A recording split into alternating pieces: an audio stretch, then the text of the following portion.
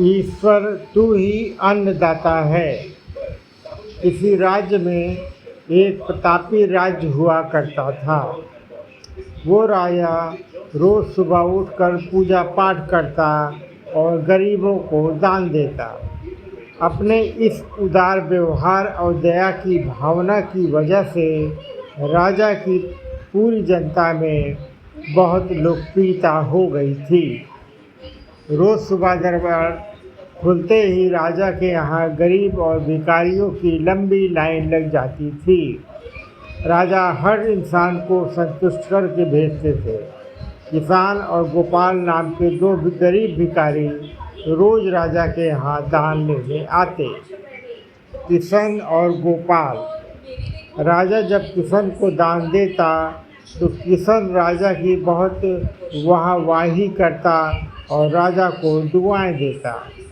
वहीं जब राजा गोपाल को दान देता तो वह हर बार एक ही बात बोलता, हे ईश्वर, तू बड़ा दयालु है, तूने मुझे इतना सब कुछ दिया। राजा को उसकी बात थोड़ी बुरी लगती। राजा सोचता कि दान मैं देता हूँ और ये गुणगान उस ईश्वर का करता है। एक दिन राजकुमारी का जन्मदिन था। उस दिन राजा ने दिल खोल कर दान दिया। जब किशन और गोपाल का नंबर आया तो राजा ने पहले किशन को दान दिया और किशन राजा के गुणगान करने लगा। लेकिन राजा ने जैसे ही गोपाल को दान दिया वो हाथ ऊपर उठा के बोला, हे ईश्वर, तू ही अन्नदाता है, आज तुझे मुझे इतना दिया, इसके लिए प्रभु तुझे धन्यवाद देता हूँ। राजा को यह सुनकर बड़ा गुस्सा आया। उसने कहा कि गोपाल, मैं रोज़ तुम्हें दान देता हूँ, फिर तुम मेरे बजाय ईश्वर का गुणगान क्यों करते हो? गोपाल बोला, राजन, देने वाला तो ऊपर बैठा है, वही सबका अन्नदाता है, आपका भी और मेरा भी।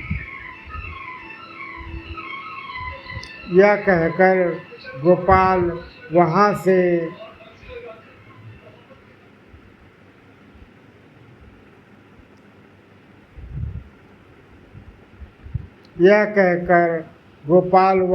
चला गया।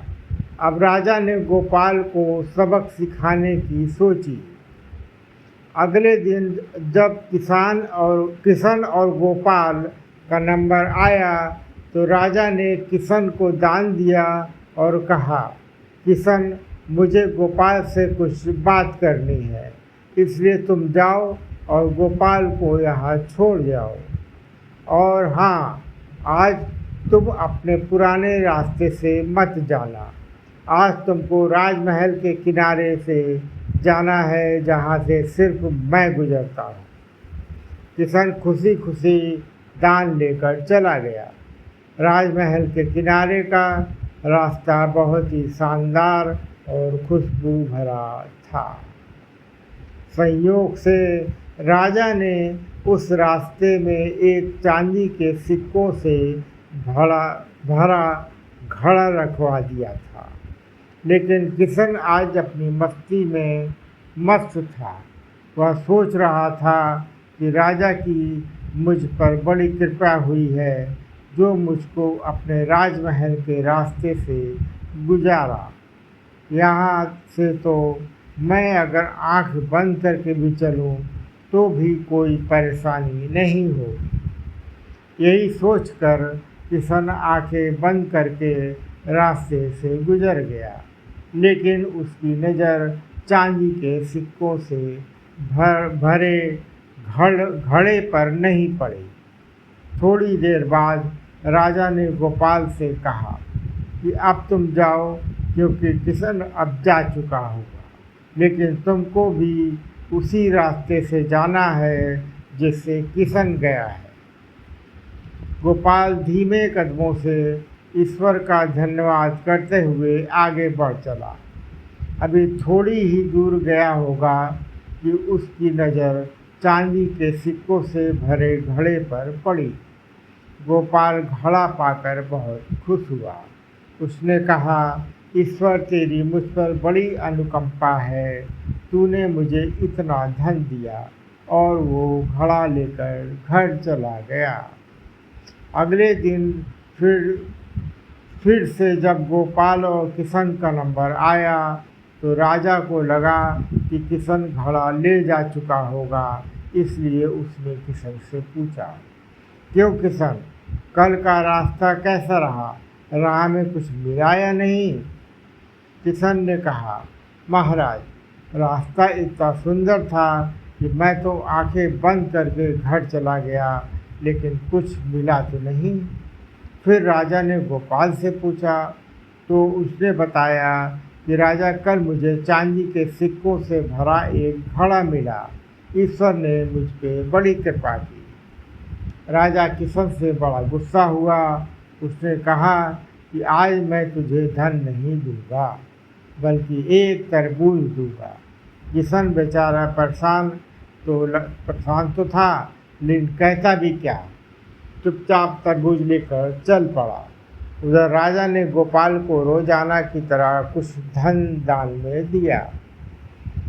किशन ने सोचा कि इस तरबूज का मैं क्या करूँगा। यही सोचकर वह अपना तरबूज एक फल वाले को बेच दिया।